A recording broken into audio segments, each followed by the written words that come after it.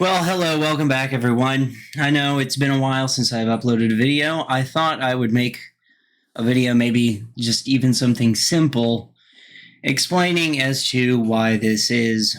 I have a condition that makes it very, very difficult to get things done, especially with working a full-time, very physical job.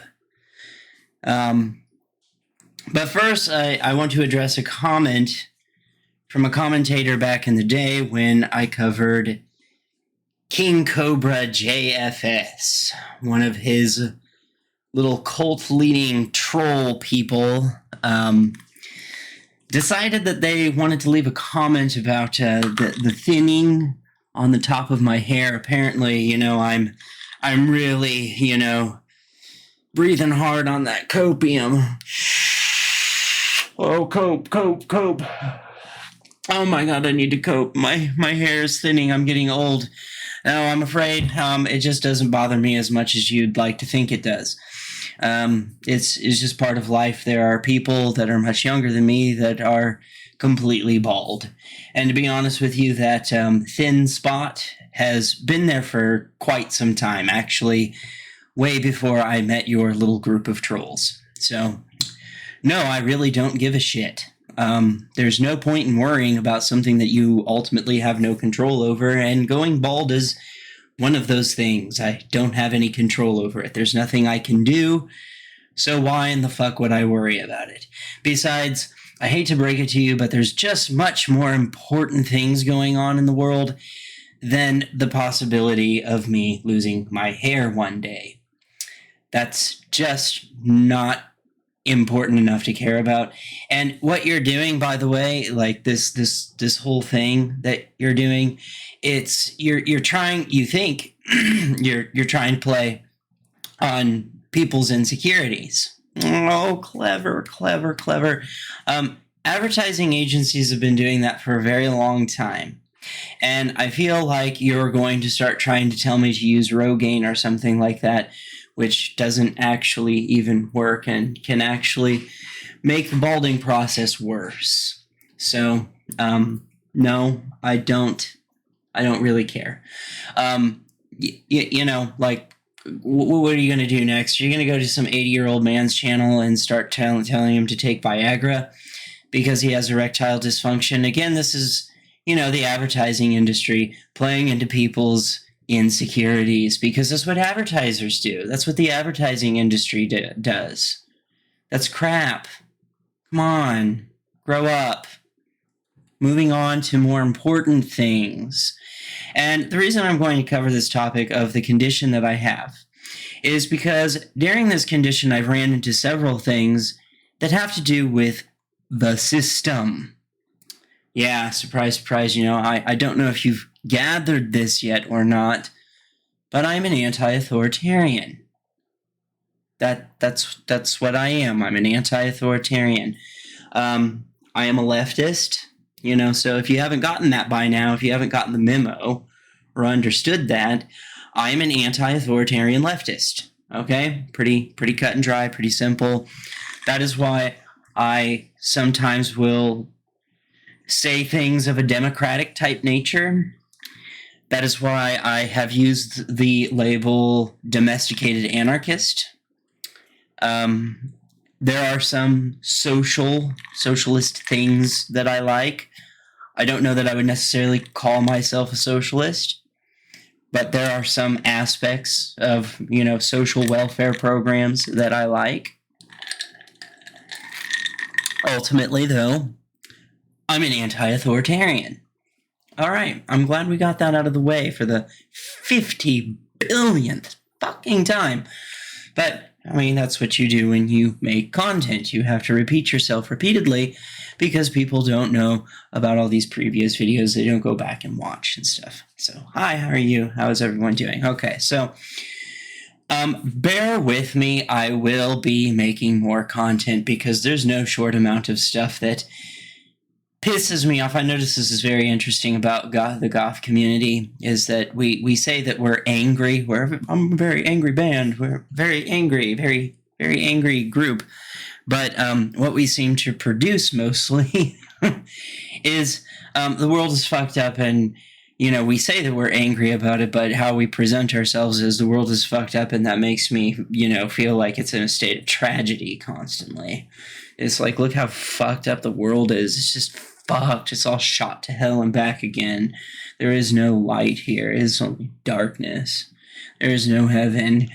You're in hell, and you're trying to make a heaven and trying to make the best out of this hell that you live in.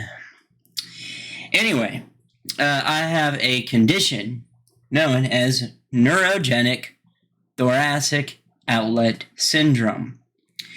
This is a very strange name because it's not terribly specific, because there is no one cause for neurogenic thoracic outlet syndrome. Some people who get neurogenic thoracic outlet syndrome, it's because they have a extra rib up here. They have an extra rib up there, and it's crushing what's called the brachial plexus. Now, I don't have an extra rib. I've had x-rays done. My skeletal frame is fine. They can find no abnormalities in my skeletal frame whatsoever. Everything is fine. So MRI shows some different things going on with soft tissue. So what's happening here is the other cause, one of the other main causes of neurogenic thoracic outlet syndrome, or neurogenic TOS, is that it's a repetitive motion injury. And what I think, it's not been very well documented or substantiated, but I have a pretty good idea based on the medical evidence that all the shit that I've gone through. Basically, I damaged a lot of muscles, and because of my age, they healed, and I probably damaged them again and again, and they kept healing. And as a process of that, either one of the muscles healed over the brachial plexus and is just putting a lot of compression on the brachial plexus, or either that there's scar tissue that's putting a lot of pressure on the brachial plexus. The main muscle masses that have to do with neurogenic TOS that can cause it to flare up are for one, the pectoral muscles up here, because they go up here into your shoulder.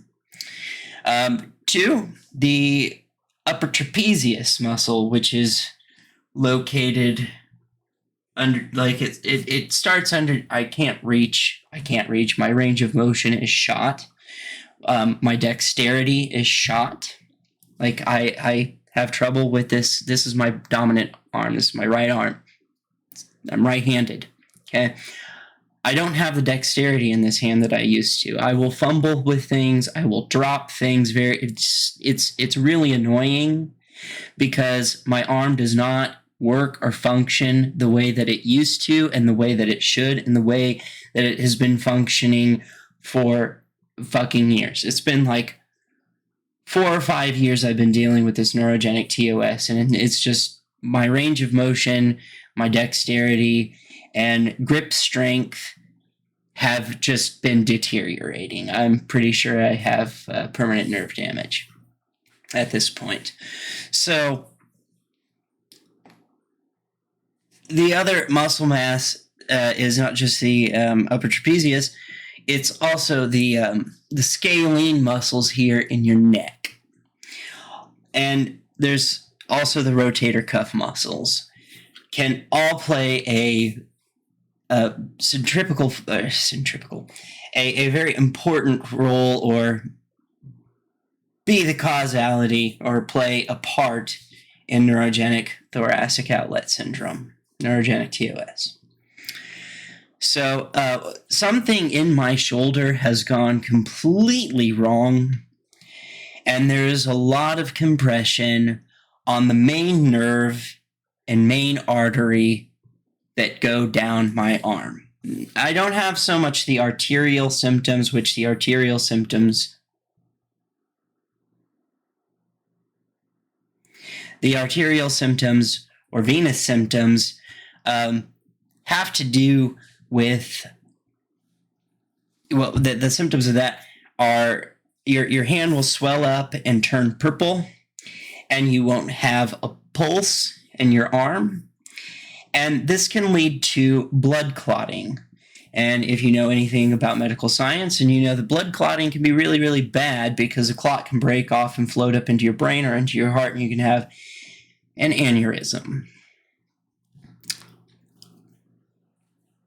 So you could have a CVA or a CFA, myocardial infraction, or a cardiovascular accident.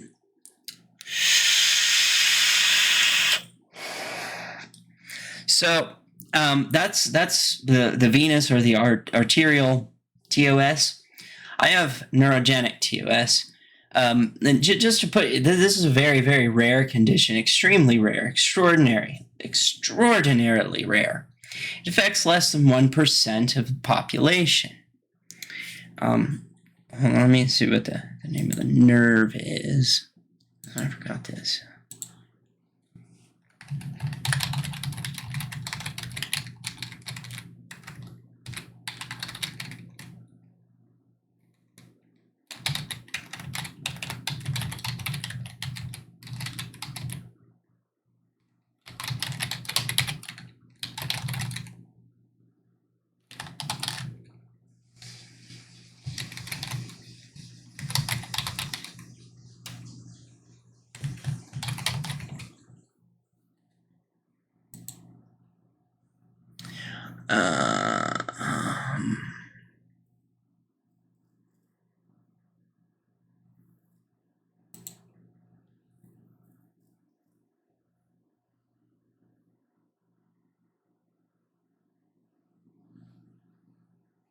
The ulnar nerve, I think is how you say it, ULNAR. That is the nerve. And I'll go over the vertebrae that nerve comes from. So this condition affects less than 1% of the population. So, I mean, this is fucking rare. And doctors that I go to, they know what it is, but like my primary care physician, I'm the only patient she's ever had or ever seen with it.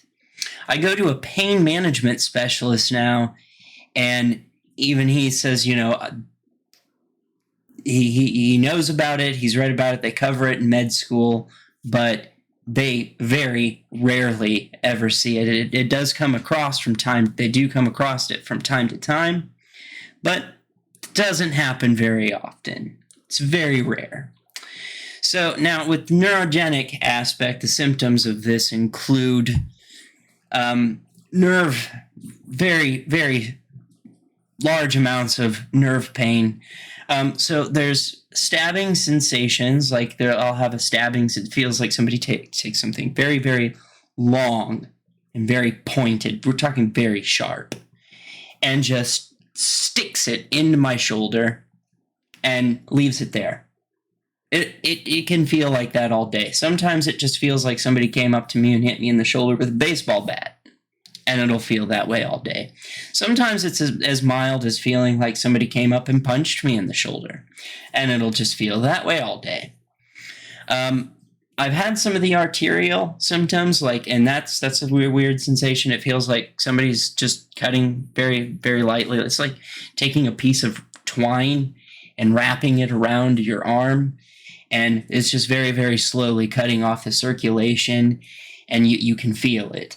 But, you know, there's obviously no twine there, nothing actually physically cutting off the circulation, so there's nothing you can do. You just have to go through an entire day feeling like the circulation in your arm is just being slowly cut off until it swells up and turns purple and you lose your pulse and your hand becomes very cold. But I'm the neurogenic. So another symptom of the neurogenic is that you will get nerve pains that it's like electrical or just really achy, very, very uncomfortable, and it will shoot down my arm around in this area. It'll hit me right in the elbow. It feels like I got hit in the funny bone. It's like somebody just took the ballpoint of a hammer and went right in my funny bone. And it'll stay that way possibly for, 40 minutes, few hours, sometimes the whole day. And then it goes off into the hand, and it affects these three fingers predominantly right here, the middle finger, the pointer finger, and the thumb. And they will get a weird sensation in them.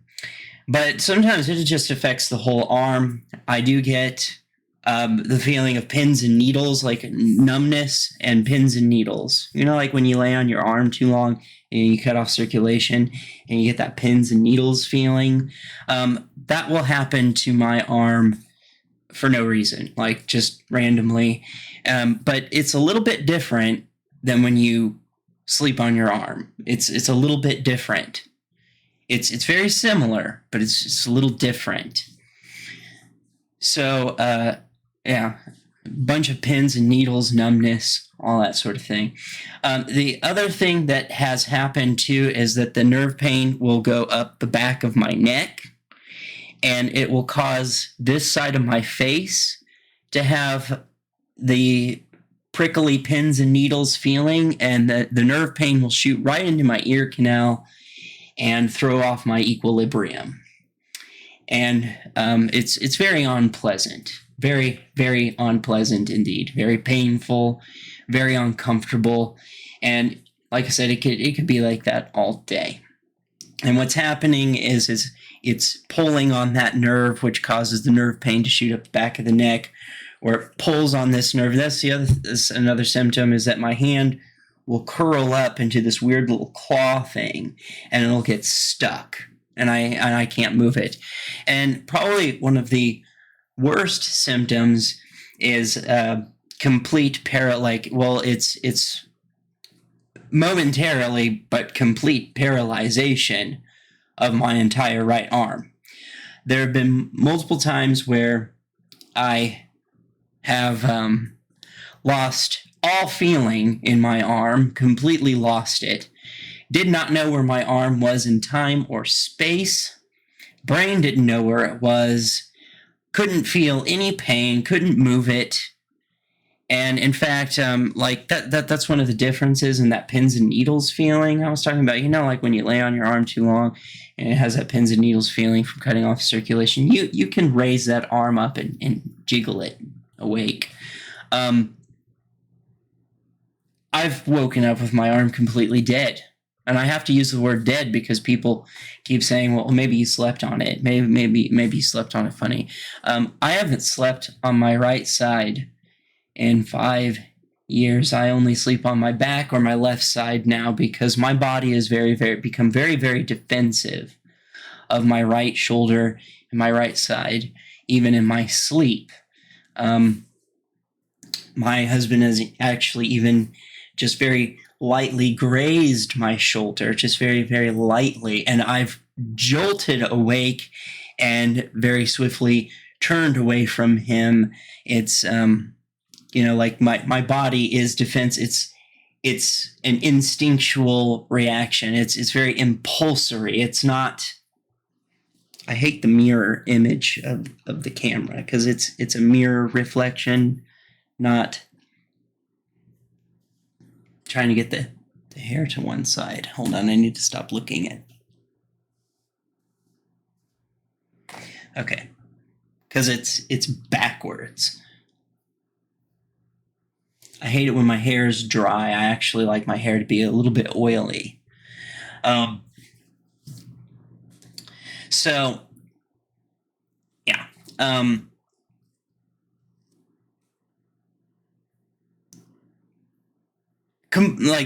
We're talking paralyzed though. I can't lift when that happens, I can't lift my arm up and shake it awake. I can't lift it at all. I can't move it. You could drive a knife through it and I wouldn't know. In fact, the first time it happened to me, I reached over and I felt, because I was terrified, it's one of those things where it's like you want to call the EMT because it's very alarming. I've never woken up after sleeping on my arm, in the past, or on my left arm for too long and woken up and it's been asleep. I've never felt the need to call the EMT.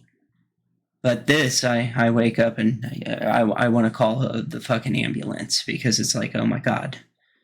And the thing is you don't know when you wake up like this if it's going to come back online or not. It can last 20 minutes, it can last 40 minutes. And it comes back online very, very slowly. But I had to reach over and feel around. I felt an arm. And since there's no communication at all between my brain and my arm. None. There was absolutely none whatsoever. I didn't know if I was holding or if I was touching my arm or my husband's, who was sleeping next to me. I couldn't tell the difference. I picked it up by the fingertip, the middle finger. I picked it up like this, and I raised it up over my head, and I looked over and saw that it was attached to my body and realized that it was indeed my arm, and just sort of started lightly jiggling it, hoping it would come back online. Eventually it does come back online, and it's a very slow process, and it starts at the shoulder and moves its way down.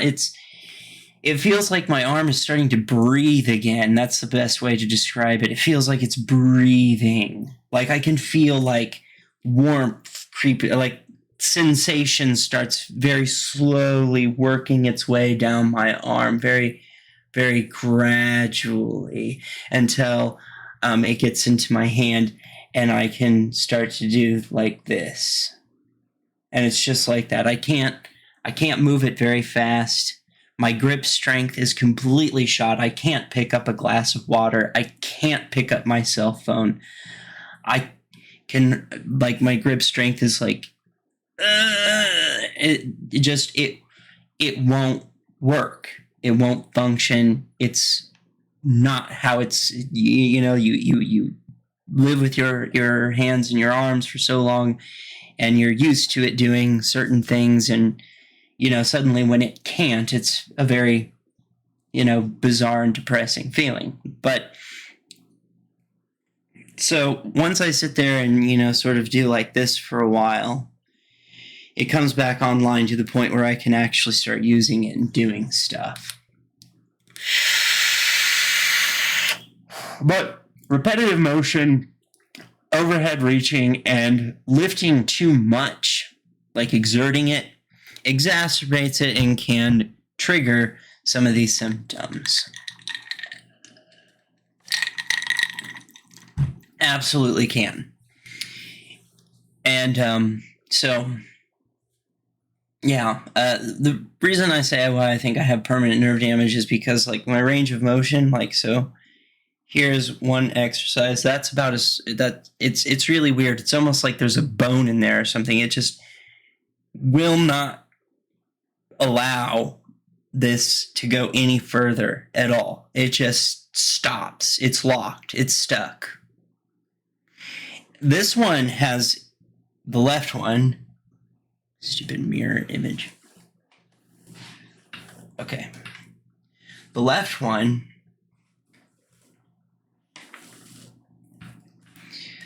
has better range of motion than it's even supposed to, because I can actually bend it behind my back, so it has more than full range, which this one should, but doesn't. There's another one where you raise up like this. It stops. My right arm will stop about here with it, and when I do it like this, it stops about here, and it just won't budge. This one, full range, I can do all the way up. So, it affects I can't vacuum anymore.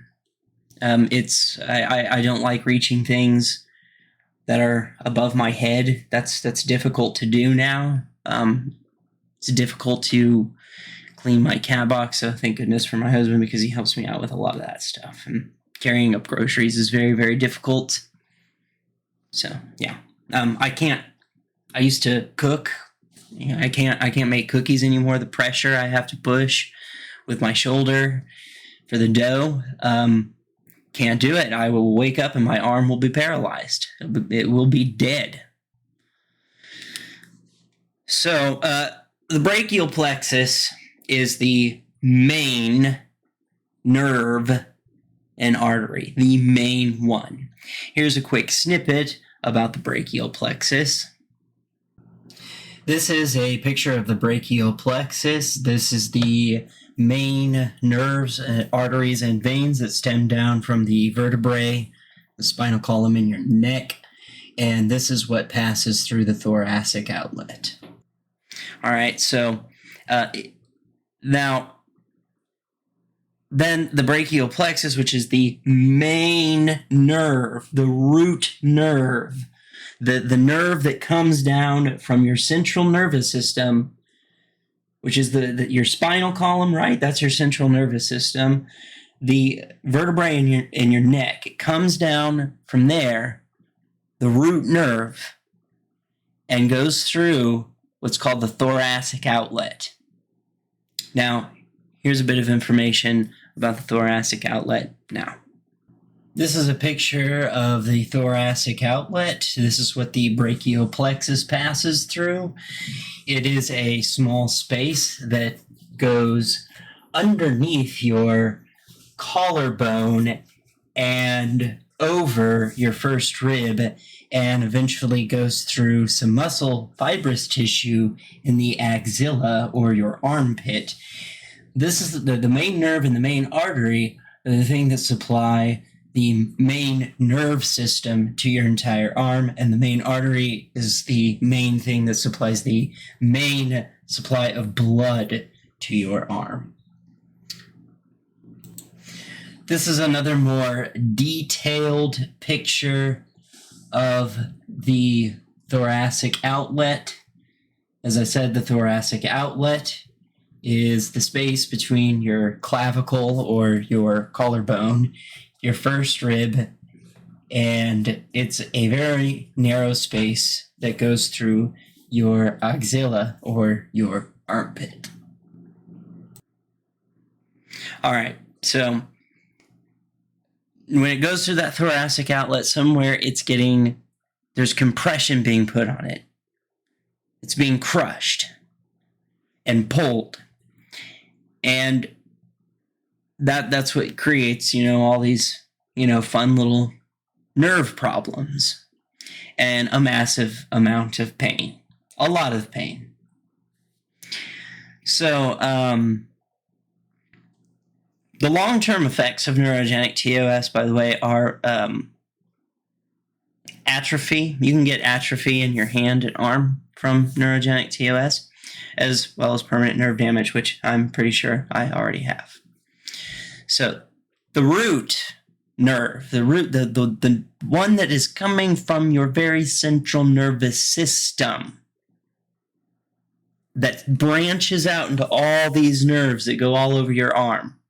The nerve responsible for carpal tunnel, the nerve responsible for tennis elbow, the nerve that is all the little tiny itty bitty nerves that are responsible for all the touch and sensation that go all the way down your arm. The main nerve that controls all that, all of it, is being crushed somewhere in the brachial or in the thoracic outlet.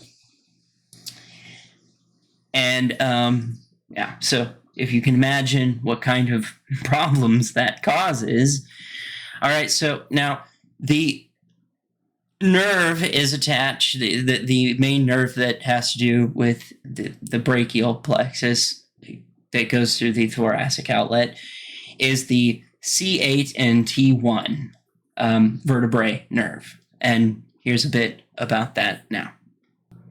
This here is a picture of the T1 and C8 vertebrae that the main artery or main nerve come down from to form the brachial plexus that runs through the thoracic outlet. All right, so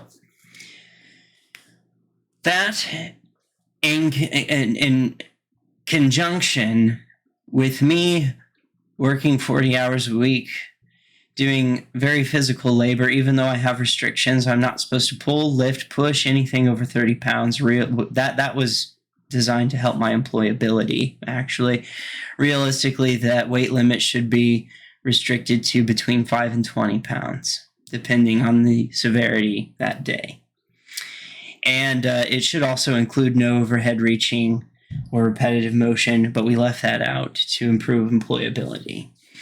So I'm being asked to basically run 5 to 6 pallets of shit in a very small amount of time, roughly between 4 and 5 hours. I have to run 6 pallets of stuff.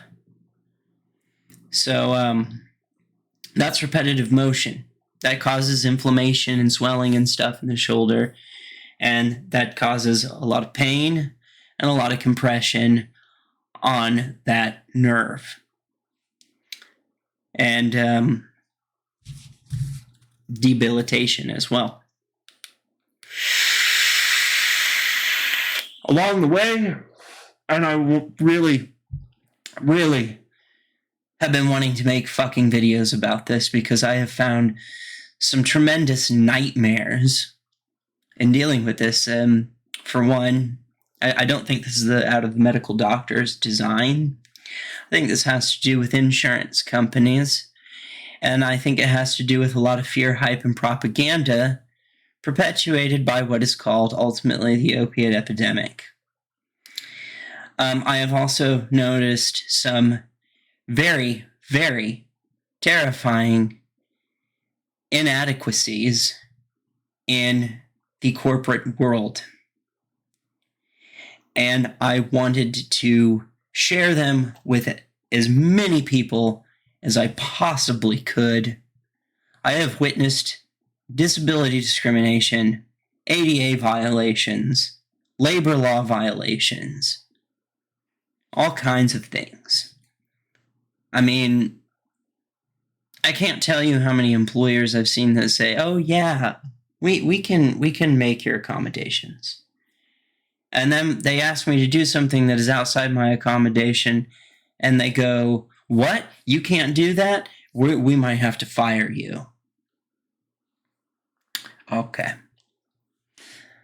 Now, there is a surgery that can be done, decompression surgery. I'd have to see a very specialized surgeon that does not even exist in the state that I'm in. I'd have to either go to the Washington University, the Mayo Clinic, or Johns Hopkins University to get neurogenic decompression surgery, because it is nerve related. But unfortunately, I think if there's permanent nerve damage, there's not a fucking thing they can do. And hopefully my pain management doctor, that's one thing that I ran into, is that, pain management doctors are severely limited in what they can do. And there's a lot of very strange medications they're prescribing that have really piqued my interest as to why these are being prescribed to people for pain. I'm very familiar with them because I'm very familiar with SSRIs and psychiatrics, because I've been dealing with that since 1992. Bit of irony, I've been running from SSRIs and cyclic mood stabilizers, antidepressants, antipsychotics since 1992, only to find myself in constant pain and being told I have to take them, or they're trying to get me to take them. I'm no way.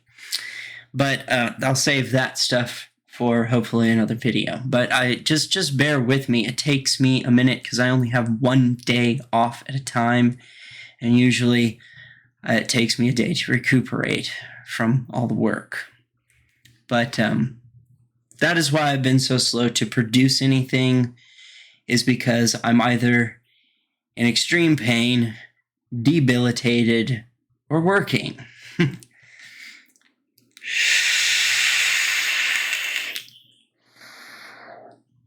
So just bear with me. Like I said, there's some things, some very very bad inconsistencies I've seen within the society as a whole that I'd like to address. And I really do want to address them. So I'm going to call that it for now. I might just try and get myself in the rhythm of things, maybe put some videos out of just some random stuff, just to produce something, just to get something out there. All right, so that is what's going on. I have neurogenic thoracic outlet syndrome. And if you're wondering about the psychiatric side of things, I have bipolar type 2. There is a glaring difference between bipolar type 1 and type 2. Type 2 is distinguished by something called hypomania. Bipolar type 1 is distinguished by hypermania. People with bipolar type 1 can exhibit symptoms that are borderline schizophrenic. People with bipolar type 2 don't really have the violent mood swings as much. Basically, bipolar type 2, which used to be called bipolar depressive disorder, because the problem with bipolar type 2 is a person with bipolar type 2 will spend like about 90 or 80% of their life with major depressive disorder, but they seem to be extremely motivated and very, very like outgoing and stuff. And it's like, what do you mean you have major depression? Like you seem pretty functional to me. That's because the hypomania is masking it. So you appear normal. But what people don't realize is that underneath that, like, hey, let's go out and do stuff attitude, you're sitting there going like, boy, I sure do want to die. And you'll spend that'll be 90% of your life with bipolar type 2.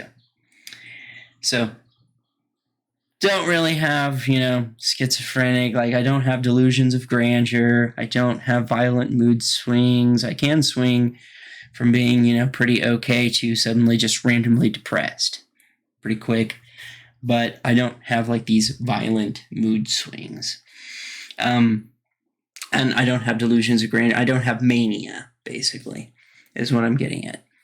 So I also have been diagnosed with generalized panic and anxiety disorder, and that is kept in check with the Klonopin that I take. And the depression that I have learned to manage that through psychotherapy. I've studied it and learned as much about it as I possibly can, and ended up using the depression as a motivational tool. It's a very interesting technique, and I like it over taking drugs any day. Although I will say that marijuana is probably the best and most effective mood stabilizing medication I have ever come across in my life, and I've been exposed to almost every cyclic and SSRI you can possibly imagine. There's a few out there I haven't been exposed to, but not very many. All right, so just bear with me. I've got ideas in mind, and boy, they have been pecking at the back of my head for a while. And I've really, really not just been wanting to write them down and get them published. I've been really wanting to make videos about them as well. So I'm sorry. But, my nerve being crushed and my arm going paralyzed, that is kind of more important to me than my hair thinning. Really, honestly. And, people being prescribed cyclic antidepressants, which psychiatrists don't even prescribe anymore, to people for pain management. That's kind of bothersome as well. And also a shift in power dynamic that is very, very troubling. And this is not conspiracy stuff, by the way. This is actual, observable, measurable. And is problematic. It's actually being addressed all the way up to the Supreme Court.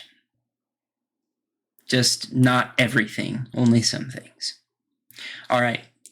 Take care of yourselves. Support the, idea of choices and not one's ability to impose one's will on others against their own will. Anti-authoritarianism. And with that, I'm out.